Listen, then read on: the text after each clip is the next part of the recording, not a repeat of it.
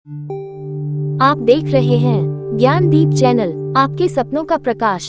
प्यारे बच्चों नमस्कार। आज की वीडियो में प्रस्तुत है राम प्रसाद बिस्मिल की आत्मकथा के अंश जो कि पाठ पुस्तक मल्हार में मेरी माँ शीर्षक के अंतर्गत संकलित हैं। इस आत्मकथा से संबंधित प्रश्नों के उत्तर भी आप वीडियो में देखेंगे। पहले प्रस्तुत है राम प्रसाद बिस्मिल के बारे में जानकारी। भारत के स्वतंत्रता संग्राम में अनेक क्रांतिकारी वीरों ने अपना बलिदान दिया। सरफरोशी की तमन्ना जैसा तराना लिखने वाले रामप्रसाद बिस्मिल भी उन्हीं क्रांतिकारियों में से एक थे। मात्र 30 वर्ष की आयु में अंग्रेज सरकार द्वारा उन्हें फांसी पर लटका दिया गया। असाधारण प्रतिभा के धनी रामप्रसाद बिस्मिल एक अच्छे कवि और लेखक भी थे। उन्होंने अनेक पुस्तकें लिखी जिनमें उनकी आत्मकथा काफी चर्चित रही। मेरी माँ उनकी आत्मकथा का ही एक अंश है। श्री रामप्रसाद बिस्मिल बड़े होनहार नौजवान थे, गजब के शायर थे। जानने वाले कहते हैं कि यदि किसी और जगह या किसी और देश या किसी और समय पैदा हुए होते तो सेनाध्यक्ष बनते। ये कहना है हमारे देश के प्रसिद्ध स्वतंत्रता सेनानी भगत सिंह का बिस्मिल के बारे में। रामप्रसाद बिस्मिल का जन्म जब हुआ उस समय भारत पर अंग्रेजों का आधिपत्य था। बिस्मिल छोटी सी आयु से ही भारत की स्वतंत्रता के लिए अंग्रेजों से लड़ते रहे। अंग्रेजों ने उन्हें जेल भेज दिया और फांसी की सजा दे दी। जेल में भी उन्होंने अंग्रेजों के अनेक अत्याचार सहे। जेल में रहते रहते ही उन्होंने चोरी छिपे अपनी आत्मकथा लिखी और अंग्रेजों से बचते बचाते जेल से बाहर भेजते रहे। उनके साथियों ने उसे प्रकाशित भी करवा दिया। इसका नाम रखा गया निज जीवन की एक छटा। इस पुस्तक ने अंग्रेजों के होश उड़ा दिए।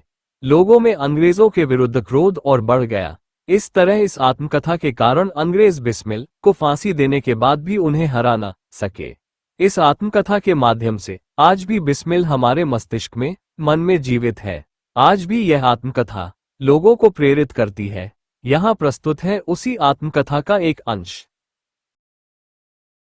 लखनऊ कांग्रेस में जाने के लिए मेरी बड़ी इच्छा थी। दादी जी और पिताजी तो विरोध करते रहे किंतु माताजी ने मुझे खर्च दे ही दिया। उसी समय शाहजहांपुर में सेवा समिति का आरंभ हुआ था। मैं बड़े उत्साह के साथ सेवा समिति में सहयोग देता था। पिताजी और दादी जी को मेरे इस प्रकार के कार्य अच्छे न लगते थे किंतु माताजी मेरा उत्साह भंग न होने देती थी, जिसके कारण उन्हें अक्सर पिताजी की डांट फटकार तथा दंड सहन करना पड़ता था। वास्तव में मेरी माताजी देवी हैं। मुझमें जो कुछ जीवन तथा साहस आया वह मेरी माताजी तथा गुरुदेव श्री सोमदेव जी की कृपाओं का ही परिणाम है। दादी जी और पिताजी मेरे विवाह के लिए बहुत अनुरोध करते किंतु माताजी यही कहती कि शिक्षा पा चुकने के बाद ही विवाह करना उचित होगा। माताजी के प्रोत्साहन तथा सद्व्यवहार ने मेरे जीवन में वह दृढ़ता उत्पन्न की कि किसी आपत्ति तथा संकट के आने पर भी मैंने अपने संकल्प को न त्यागा। एक समय मेरे पिताजी दीवानी मुकदमे में किसी पर दावा करके वकील से कह गए थे कि जो काम हो वह मुझसे करा ले। कुछ आवश्यकता पड़ने पर वकील साहब ने मुझे बुला भेजा और कहा कि मैं पिताजी के हस्ताक्षर वकालतनामे पर कर दूं। मैंने तुरंत उत्तर दिया कि यह तो धर्म विरुद्ध होगा, इस प्रकार का पाप मैं कदापि नहीं कर सकता। वकील साहब ने बहुत समझाया कि मुकदमा खारिज हो जाएगा किंतु मुझ पर कुछ भी प्रभाव न हुआ, न मैंने हस्ताक्षर किए। अपने जीवन में हमेशा सत्य का आचरण करता था, चाहे कुछ हो जाए सत्य बात कह देता था। 11 वर्ष की उम्र में माताजी विवाह कर शाहजहांपुर आई थीं। उस समय वह नितांत अशिक्षित एक ग्रामीण कन्या के समान थी। शाहजहांपुर आने के थोड़े दिनों बाद दादी जी ने अपनी छोटी बहन को बुला लिया। उन्होंने माताजी को गृहकार्य की शिक्षा दी। थोड़े दिनों में माताजी ने घर के सब कामकाज को समझ लिया और भोजनादि का ठीक ठीक प्रबंध करने लगी। मेरे जन्म होने के 5 या 7 वर्ष बाद उन्होंने हिंदी पढ़ना आरंभ किया। पढ़ने का शौक उन्हें खुद ही पैदा हुआ था। मोहल्ले की सखी सहेली जो घर पर आया करती थी उन्हीं में जो शिक्षित थी, माताजी उनसे अक्षर बोध करती। इस प्रकार घर का सब काम कर चुकने के बाद जो कुछ समय मिल जाता उसमें पढ़ना लिखना करती। परिश्रम के फल से थोड़े दिनों में ही वह देवनागरी पुस्तकों का अध्ययन करने लगी। मेरी बहनों को छोटी आयु में माताजी ही शिक्षा दिया करती थी। जब से मैंने आर्य समाज में प्रवेश किया माताजी से खूब वार्तालाप होता। उस समय की अपेक्षा अब उनके विचार भी कुछ उदार हो गए हैं। यदि मुझे ऐसी माता न मिलती तो मैं भी अति साधारण मनुष्यों की भांति संसार चक्र में फंसकर जीवन निर्वाह करता। शिक्षादि के अतिरिक्त क्रांतिकारी जीवन में भी उन्होंने मेरी वैसी ही सहायता की है। जैसी मेजनी को उनकी माता ने की थी। माताजी का सबसे बड़ा आदेश मेरे लिए यही था कि किसी की प्राणहानि न हो। उनका कहना था कि अपने शत्रु को भी कभी प्राणदंड न देना। उनके इस आदेश की पूर्ति करने के लिए मुझे मजबूरन एक बार अपनी प्रतिज्ञा भंग करनी पड़ी थी। जन्मदात्री जननी, इस जीवन में तो तुम्हारा ऋण उतारने का प्रयत्न करने का भी अवसर न मिला। इस जन्म में तो क्या, यदि मैं अनेक जन्मों में भी सारे जीवन प्रयत्न करूं तो भी तुमसे ऋण नहीं हो सकता। जिस प्रेम तथा दृढ़ता के साथ तुमने इस तुच्छ जीवन का सुधार किया है, वह अवर्णनीय है। मुझे जीवन की प्रत्येक घटना का स्मरण है कि तुमने जिस प्रकार अपनी देववाणी का उपदेश करके मेरा सुधार किया है। तुम्हारी दया से ही मैं देश सेवा में संलग्न हो सका। धार्मिक जीवन में भी तुम्हारे ही प्रोत्साहन ने सहायता दी। जो कुछ शिक्षा मैंने ग्रहण की उसका भी श्रेय तुम ही को है। जिस मनोहर रूप से तुम मुझे उपदेश करती थी, उसका स्मरण कर तुम्हारी मंगलमयी मूर्ति का ध्यान आ जाता है और मस्तक झुक जाता है। तुम्हें यदि मुझे ताड़ना भी देनी हुई तो बड़े स्नेह से हर बात को समझा दिया। जीवनदात्री, तुमने इस शरीर को जन्म देकर केवल पालन पोषण ही नहीं किया, बल्कि आत्मिक, धार्मिक तथा सामाजिक उन्नति में तुम ही मेरी सदैव सहायक रही। जन्म जन्मांतर परमात्मा ऐसी ही माता दे। माँ, मुझे विश्वास है कि तुम ये समझकर धैर्य धारण करोगी कि तुम्हारा पुत्र माताओं की माता या भारत माता की सेवा में अपने जीवन को बलि देवी की भेंट कर गया और उसने तुम्हारी कोख कलंकित न की। अपनी प्रतिज्ञा पर दृढ़ रहा।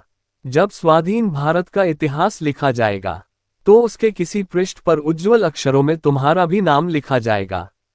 गुरु गोविंद सिंह जी की धर्मपत्नी ने जब अपने पुत्रों की मृत्यु की खबर सुनी तो बहुत प्रसन्न हुई थी और गुरु के नाम पर धर्म रक्षार्थ अपने पुत्रों के बलिदान पर मिठाई बांटी थी। जन्मदात्री, वर दो कि अंतिम समय भी मेरा हृदय किसी प्रकार विचलित न हो और तुम्हारे चरण कमलों को प्रणाम कर मैं परमात्मा का स्मरण करता हुआ शरीर त्याग करूं।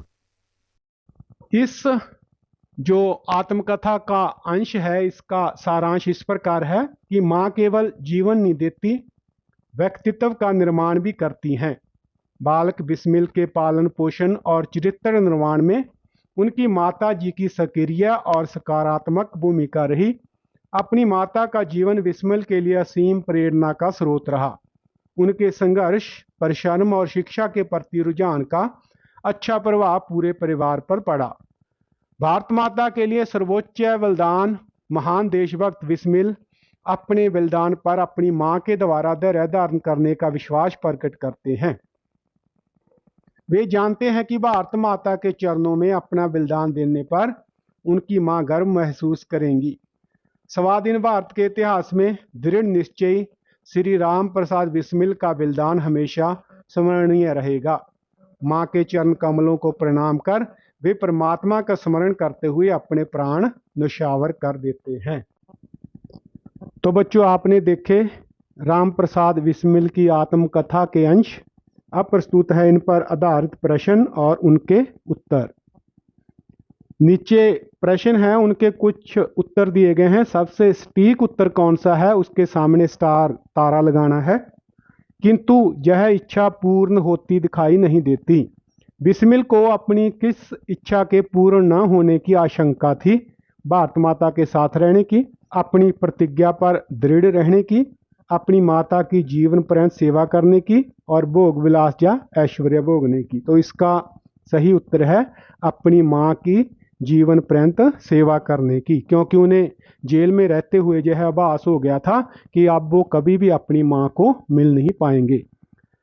दूसरा है, रामप्रसाद बिस्मिल की मां का सबसे बड़ा आदेश क्या था? देश की सेवा करें, कभी किसी के प्राण न लेना, कभी किसी से छल न करना, सदा सच बोलना। तो सटीक उत्तर है कभी किसी के प्राण न लेना। प्यारे बच्चों, अब अपने मित्रों के साथ यह चर्चा करें कि आपने ये उत्तर क्यों चुने, इनके सामने ही तारा क्यों लगाया। तो पहला जो प्रश्न है उसका उत्तर पाठ में ही है। पाठ में स्पष्ट रूप से बिस्मिल ने लिखा है कि उनकी इच्छा है कि वे अपनी माँ की सेवा करना चाहते हैं, लेकिन यह इच्छा पूर्ण होती दिखाई नहीं देती, क्योंकि उन्हें आभास हो गया था कि वो अंग्रेजों की जेल में बंद हैं और अब वो कभी भी शायद इस जेल से बाहर ना आ सके और माँ की सेवा कर सके। जो दूसरा है उसका उत्तर भी पाठ में ही है। जहां बिस्मिल ने लिखा है कि उनकी मां का सबसे बड़ा आदेश यह था कि किसी की प्राण हानि ना हो, दुश्मनों के भी प्राण नहीं लेने चाहिए। तो इस प्रकार दोनों के जो सटीक उत्तर हैं वो ये ही ज़्यादा ठीक हैं। पाठ में से चुनकर कुछ पंक्तियां नीचे लिखी गई हैं। कक्षा में अपने साथियों के साथ विचार साझा कीजिए और इनके बारे में जो है अपनी राय दीजिए।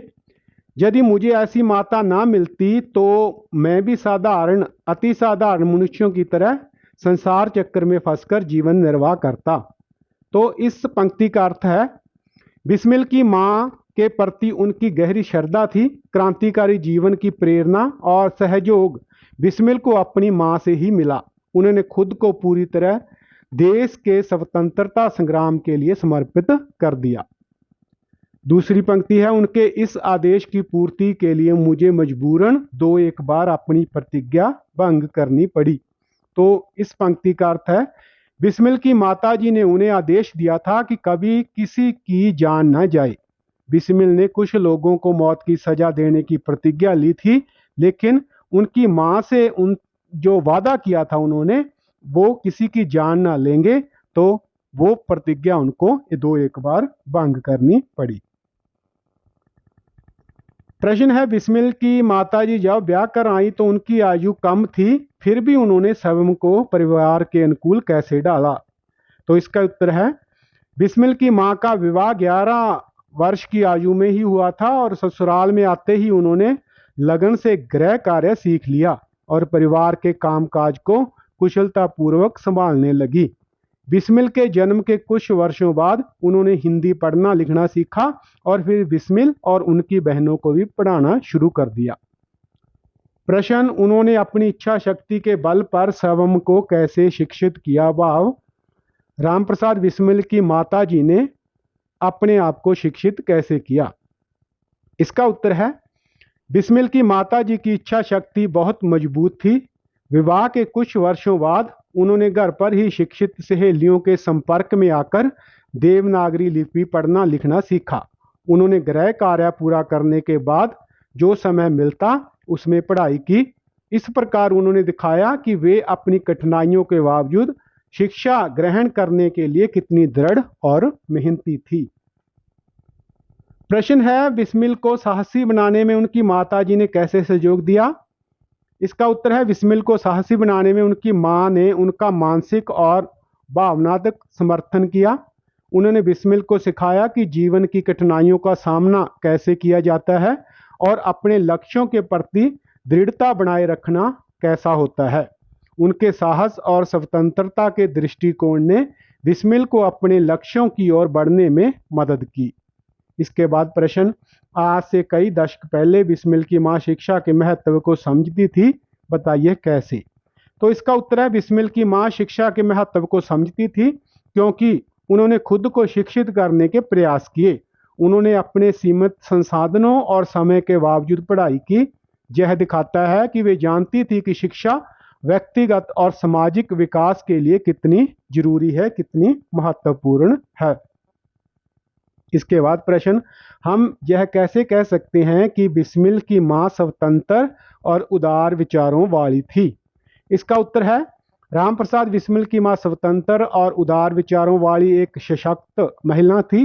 वे बिस्मिल को हर क्षेत्र में आगे बढ़ने के लिए प्रेरित करती थी। शिक्षा के अलावा वे उन्हें देश सेवा के लिए विभिन्न सम्मेलनों में भाग लेने के लिए प्रोत्साहन देती थी। बिस्मिल की बहनों को भी उन्होंने छोटी उम्र में ही शिक्षा दी। अपनी मां के स्वतंत्र और उदार विचारों के कारण ही बिस्मिल स्वाधीनता संग्राम की क्रांतिकारी गतिविधियों में हिस्सा ले सके और देश की आज़ादी के लिए उन्होंने प्राण न्यौछावर कर दिए। इसके बाद प्रश्न है, मेरी माँ पाठ का मुख्य विषय क्या है? इस पाठ का मुख्य विषय मातृत्व और माँ के प्रति बच्चों के प्रेम और सम्मान को दर्शाना है। इसमें बताया गया कि माँ कितनी समर्पित और त्याग करने वाली होती हैं और वह अपने बच्चों के लिए हमेशा प्रेरणा बनती हैं। प्रश्न है, बिस्मिल का सेवा समिति में सहयोग देना किसे पसंद नहीं था?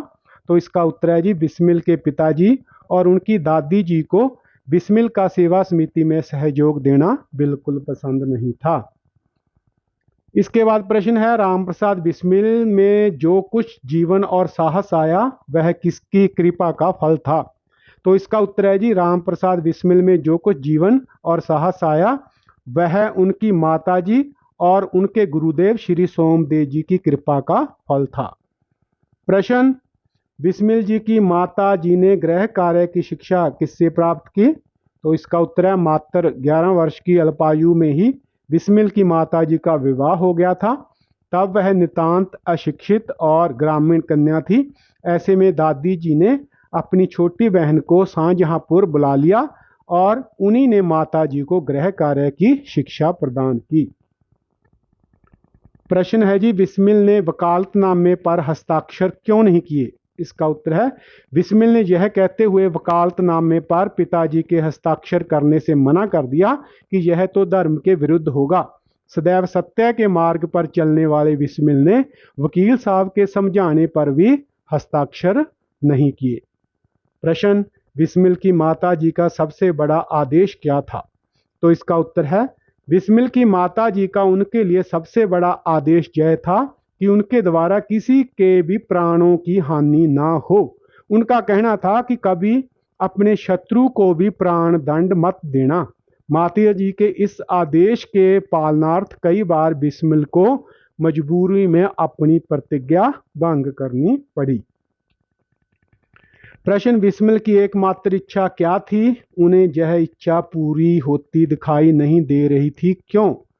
तो इसका उत्तर है, बिस्मिल की एकमात्र इच्छा थी कि एक बार श्रद्धा पूर्वक अपने माता जी के चरणों की सेवा करके अपने जीवन को सफल बना सकें, किंतु उनकी यह इच्छा उन्हें पूरी होती दिखाई नहीं दे रही थी, क्योंकि काकोरी कांड के कारण उनके साथियों के साथ उन्हें भी फांसी की सजा सुनाई जा चुकी थी, जिसके चलते माता जी की सेवा करने की इच्छा पूरी नहीं हो सकती थी।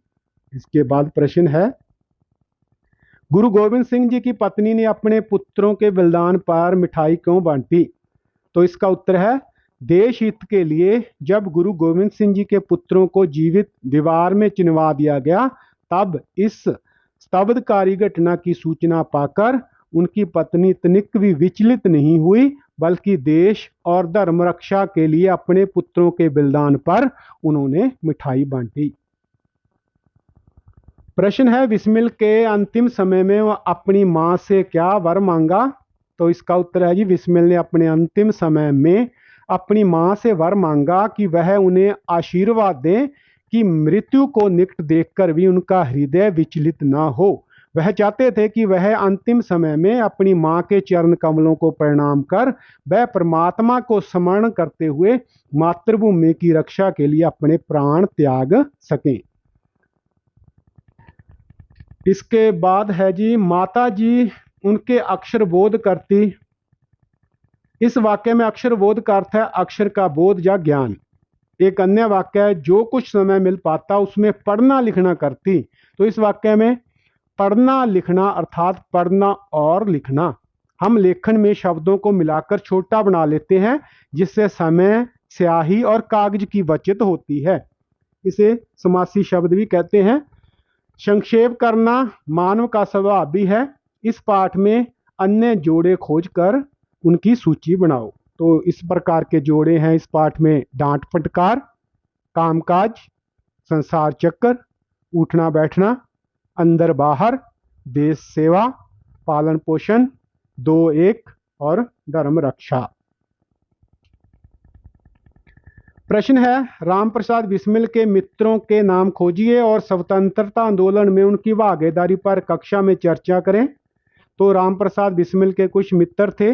शफाकुल्ला खान, काकोरी षड्यंत्र में उनके साथी, क्रांतिकारी गतिविधियों में सहयोगी।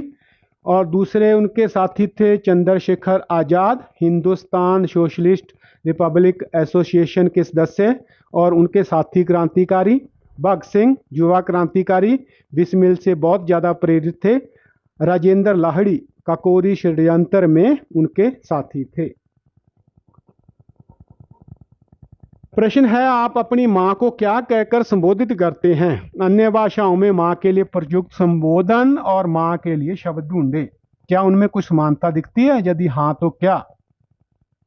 तो हिंदी में माँ, माता, मम्मी, संस्कृत में मातृ, जननी, बंगाली में माँ, तमिल में आई, चीनी में मुशीन, पंजाबी च माँ, बेबे, गुजराती में बा, कश्मीरी में मौज, उड़िया आई, तेलुगु अम्मा, मलयालम में भी अम्मा, अंग्रेजी में मदर और मॉम। तो ज़्यादा समानता ये है कि माता को संबोधन में म अक्षर का प्रयोग बहुत ज़्यादा होता है। एक वर्ग पहेली दी गई है, इसमें कुछ विशेषण है, उन विशेषणों को सर्कल करना है और उनको अलग से कॉपी में लिखना भी है, जैसे मंगलमयी, इसके बाद प्रत्येक, छोटी, धार्मिक, 11, खूब, साधारण, दुख भरी, महान, स्वाधीन और मनोहर और बड़ा। तो ये इस वर्ग पहेली में दिए गए कुछ विशेषण हैं। आगे हमारी स्क्रीन के बाएं ओर कुछ शब्द दिए गए हैं, जबकि दाईं ओर उनके अर्थ या संदर्भ दिए गए हैं। तो इनका मिलान करना है। देवनागरी, तो इसका मिलान चौथे वाक्य से होगा। भारत की एक लिपि जिसमें हिंदी, संस्कृत, मराठी, नेपाली आदि भाषाएं लिखी जाती हैं। आर्य समाज, महर्षि दयानंद द्वारा स्थापित एक संस्था। मेजनी, इटली के राष्ट्रवादी दल का सेनापति, इटली का मसीहा था जिसने लोगों को एक सूत्र में बांधा। और गुरु गोबिंद सिंह जी, सिखों के 10वें गुरु और अंतिम गुरु, उन्होंने खालसा पंथ की स्थापना की और अपना पूरा परिवार देश और धर्म की रक्षा के लिए कुर्बान कर दिया। ये था जी वीडियो राम प्रसाद बिस्मिल की आत्मकथा पर आधारित और उनके प्रश्न उत्तर पर आधारित। वीडियो को देखने के लिए आपका बहुत बहुत धन्यवाद। वीडियो पसंद आया हो तो प्लीज़ लाइक और शेयर जरूर करना। चैनल को सब्सक्राइब कर लेना ताकि आने वाले वीडियो भी आपको समय पर मिलते रहें। धन्यवाद।